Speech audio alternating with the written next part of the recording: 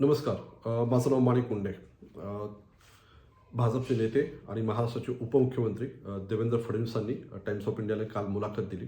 ती मुलाखत काल दिवसभर चर्चेत राहिली.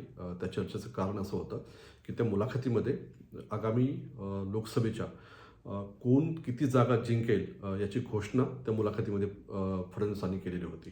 त्यांच्या घोषणेनुसार 48 पैकी भाजपा ह्या 26 जागा जिंकेल, 26 जागा लढेल आणि राहिलेल्या 22 जागावर शिंदे गट आणि अजित पवार गट लढेल, असा आकडा त्यांनी त्या मुलाखतीमध्ये जाहीर केलेला होता. असा पहिल्यांदाच अगदी स्पष्टपणे की कोण किती जागा लढेल असा पहिला आकडा काल भाजपच्या वतीनं त्या मुलाखतीमध्ये आलेला होता. त्याच्यामुळं ती मुलाखत दिवसभर चर्चेत होती. ती राष्ट्रीय मीडियामध्ये पण बऱ्यापैकी चर्चेत होती. त्याच्यावर त्याची चर्चा एवढी दीर्घ झाली की काल उशिरा त्याच्यावर फडणवीसांना स्पष्टीकरण द्यावं लागलं. त्याचं कारणही असंच आहे की एवढा मोठा निर्णय फडणवीसांनी एकतर्फी डिक्लेअर केल्यासारखा झाला आणि त्याच्यामध्ये शिंदे गट आणि अजित पवार गट यांना कसलंच महत्त्व नसल्यासारखा एक मेसेज त्या मुलाखतीतून गेला. कारण भाजपनं हे ठरवलेलं आहे आणि शिंदे गटाला आणि अजित पवार गटाला ते फक्त फॉलो करायचं आहे, असा एक मेसेज त्या घोषणेतून गेलेला होता. त्याच्यामुळेच की काय काल उशिरा संध्याकाळ होता फडणवीसांना त्याच्यावर स्पष्टीकरण द्यायला लागलं आणि फडणवीसांनी जे स्पष्टीकरण दिलं त्या स्पष्टीकरणामध्ये सुद्धा एक फॉर्म्युला परत समोर येतो.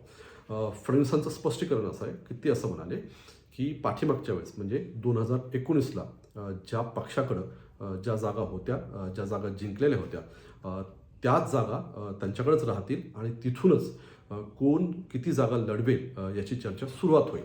म्हणजे जे काही डिस्कशन होईल कुणी किती जागा लढाव्यात या संदर्भातलं, तर त्याची सुरुवात, त्याचा फॉर्म्युला हा 2019ला ज्यांच्याकडे ज्या जागा होत्या, जितक्या जागा त्यांनी जिंकलेल्या होत्या, तिथूनच त्याची सुरुवात होईल. हे स्पष्टीकरणामध्ये सुद्धा नवीन फॉर्म्युला फडणवीसांनी जाहीर केला. त्याच्यातला सगळ्यात महत्त्वाचा पार्ट स्पष्टीकरणाचा हाच होता की त्यांनी ना ते 26चा आकडा नाकारला ना 22चा आकडा नाकारला, पण एक बेस त्यांनी त्या चर्चेचा सांगून टाकला.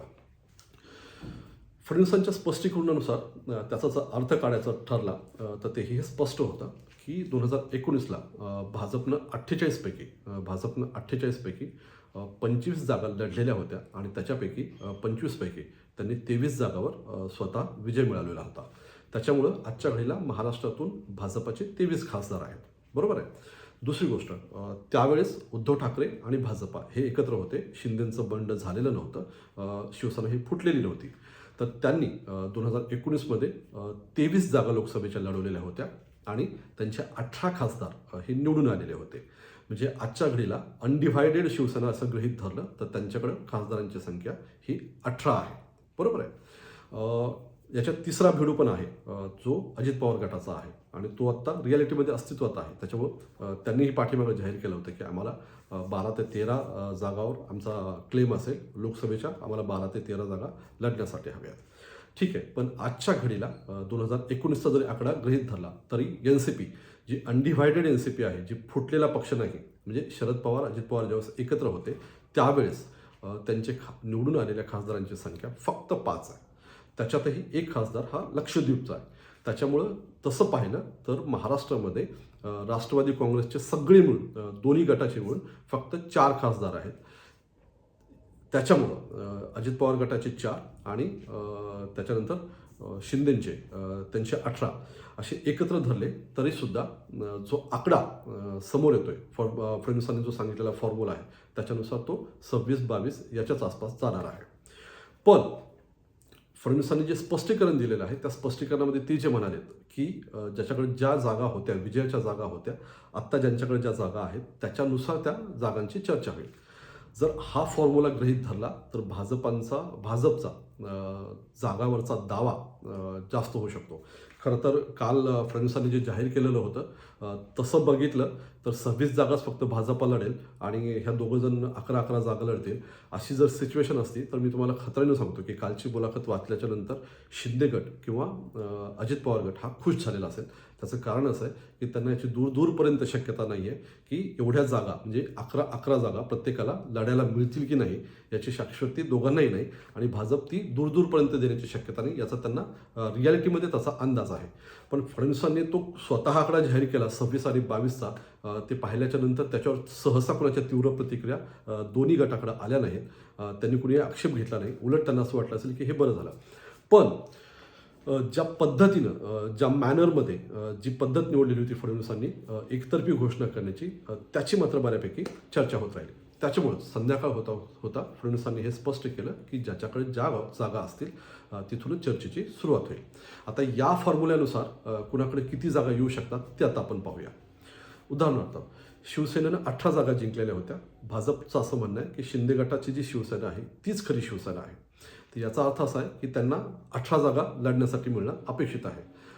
स्वतः राहुल शेवाळे आणि शिंदे गट त्यांचं असं म्हणणं आहे की त्यांच्या एकट्याला लढण्यासाठी त्यांना 22 जागा अपेक्षित आहेत. का तर एवढ्याच जागा उद्धव ठाकरेंना मिळालेल्या होत्या, पण ते मिळण्याची शक्यता नाही. त्याचं कारण असं आहे की आजच्या घडीला सद्यस्थितीमध्ये शिंदे गटाकडं फक्त 13 खासदार आहेत, फक्त 13 खासदार, आणि 5 खासदार अजूनही उद्धव ठाकरे गटाकडे आहेत. एखाद्या खासदाराबद्दलचा संभ्रम अजूनही कायम आहे, पण आपण असं गृहीत धरू त्यांच्या दाव्यानुसार की त्यांच्याकडे 13 खासदार आहेत. त्याच्यामुळं शिंदे गटाला 13 जागा लढण्यासाठी मिळणार का, हा सगळ्यात महत्त्वाचा आणि मोठा मुद्दा आहे. का तर त्या फॉर्म्युल्यानुसार त्यांना तेवढ्या जागा द्यायला लागतील. पण फडणवीसांनी कालच्या मुलाखतीमध्ये पण असं म्हटलंय की आम्ही एक सर्वे केलेला आहे आणि आम्हाला याची पूर्ण खात्री आहे की कोण जिंकून येऊ शकतं आणि जिंकण्याचं ज्याचं मेरिट असेल त्याच्यानुसारच त्याला जागा मिळतील आणि उमेदवारी मिळेल, हे फडणवीसांनी खूप क्लिअर केलेलं आहे.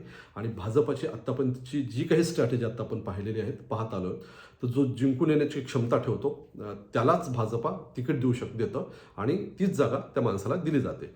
त्याच्यानुसार 13 खासदार आजच्या घडीला शिंदेसोबत आहेत, पण त्याच्यापैकी परत जिंकून येण्याची क्षमता किती खासदारामध्ये आहे मी तुम्हाला खात्रीनं सांगतो. याचं उत्तर खुद्द एकनाथ शिंदेसुद्धा कदाचित देऊ शकणार नाहीत किंवा तो गट देऊ शकणार नाही, कारण लोकसभेचं गणित पूर्णपणे वेगळं आहे. या सगळ्यांना असं वाटतं की फक्त नरेंद्र मोदी नावाची एक झूल पांघरली की आपण निवडून येऊ आणि त्याच पद्धतीनं आपला विजय होईल. पण ती अशी होण्याची शक्यता नाही आहे महाराष्ट्रामध्ये, कारण महाराष्ट्राचं बदललेलं राजकारण, त्याच्यातही ओबीसी आणि मराठा हा जो संघर्ष आता महाराष्ट्रामध्ये उभा टाकलेला आहे, त्याच्यानुसार हे सगळे गणितं बदलून जाऊ शकतात. जर 13 जागा शिंदे गटाला मिळणार असतील लोकसभेच्या लढण्यासाठी, तर मग अजित पवार गटाला किती जागा मिळू शकतात. मी जसं म्हणालो की महाराष्ट्रामध्ये अनडिव्हायडेड NCP म्हणजे शरद पवार आणि अजित पवार या दोघांचे मिळून एकूण खासदार 4 आहेत आणि त्या 4 खासदारांपैकी फक्त एक खासदार हा अजित पवार गटासोबत आहे आणि त्या खासदाराचं नाव आहे सुनील तटकरे. मग याचा अर्थ असा म्हणायचा का किंवा असं मानायचं का फडणवीसांच्या फॉर्म्युल्यानुसार की NCPला म्हणजे अजित पवार गटाला महाराष्ट्राच्या लोकसभेमध्ये फक्त एकच जागा लढण्यासाठी मिळेल. तुम्ही लक्ष करा, ज्यावेळेस अजित पवार गट हा सत्तेमध्ये भाजपसोबत गेला तेव्हाच त्यांनी हे क्लेम केलेला होता की 90पेक्षा जास्त जागा विधानसभेच्या, अजित पवारांनी ही घोषणा केलेली होती की आम्ही लढू आणि तसं आमचं ठरलेलं आहे 90 जागा विधानसभेच्या. आणि नंतरच्या ज्या बातम्या आल्या दुसऱ्या दिवशी त्याच्यामध्ये असं ठरलेलं होतं की अजित पवार गटाला सुद्धा त्यांचा असा दावा आहे की लोकसभेच्या त्यांनाही लढण्यासाठी 12 ते 13 जागा मिळाव्यात असं त्यांचं अपेक्षा आहे. पण जर फॉर्म्युला असा ठरला की जो ज्या जागेवरून निवडून आलेला आहे आत्ता त्याच्याकडे ज्या जागा असतील त्याच्यानुसार बघितलं, तो जो फॉर्म्युला लावला, तर अजित पवार गटाला 5पेक्षा जास्त जागा लढण्यासाठी मिळण्याची शक्यता दिसत नाही. का तर त्यांचे एकूण खासदारच निवडून आलेले होते 4, तर आपण असं गृहीत धरू की 5 पण मोठा आकडा आहे. 4च जागा कदाचित त्यांना लढण्यासाठी मिळू शकतात. मग शिंदे गटाला किती मिळू शकतात, तर 13 कदाचित त्यांना 13 सुद्धा मिळण्याची शक्यता कमी आहे, कारण त्याच्यातले किती निवडून येतील परत याच्याबद्दल साशंकता आहे. त्याच्यामुळं हे दोघे मिळून जो काही आकडा मिळतो अजित पवार गटाचा आणि शिंदे गटाचा, तर 13 आणि 4 असं जरी गृहीत धरलं तर हे दोघं मिळून फार 17 जागा लढायला मिळू शकते यांना. पण याची शक्यता ही मी जसं म्हणालोय त्या फॉर्म्युल्यानुसार कमी आहे. याचा अर्थ असा आहे की आजच्या घडीला, आजच्या स्थितीमध्ये सुद्धा भाजपा 26 नाही तर 35पेक्षा जास्त जागा ती लढू शकतं आणि त्याच्यावर ते दावा करू शकतात आणि त्या जागा काहीही करून अजित पवार गटाला पण लढण्यासाठी भाजपला द्यायला लागतील आणि शिंदे गटाला सुद्धा द्यायला लागतील. म्हणजे मी जर असं गृहीत धरलं की दोघांना फार फार 5 ते 6 प्रत्येकी 5 ते 6 किंवा दोघांना मिळून 10 जागा जरी लोकसभेच्या लढण्यासाठी मिळाल्या तरीसुद्धा 38 जागा म्हणजे 38 जागा ह्या एकट्या भाजपकडे असू शकतात आणि ती तेवढ्या जागा लढू शकतात. म्हणजे 35 ते 40च्या दरम्यान जागा लढण्याचा आकडा हा फक्त BJPचा असू शकतो. हा जर फॉर्म्युला गृहीत धरला, निवडून येण्याची क्षमता लक्षात ठेवली, मेरिट लक्षात ठेवलं आणि भाजपाची जे काही धोरण असतं की जास्तीत जास्त स्वतःकडे घेणे आणि लढणे, याच्यात सुद्धा आणखी एक गोष्ट जी आहे ती खूप महत्त्वाची आहे की शिंदे गट किंवा अजित पवार गट हे दोन्ही गट लोकसभेच्या निवडणुका नेमक्या कुणाच्या चिन्हावर लढतील.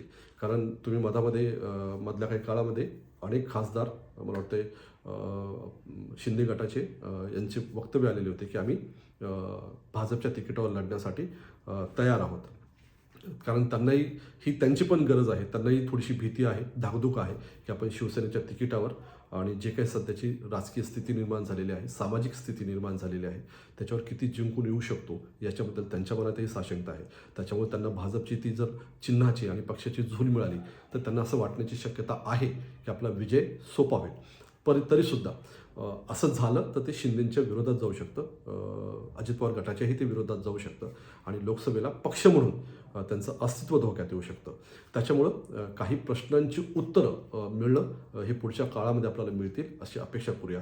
पण एक आकडा तुम्ही हा नक्की गृहीत धरा की आजच्या स्थितीला सुद्धा भाजपा 35पेक्षा कमी जागा लोकसभेच्या लढवेल असं वाटत नाही.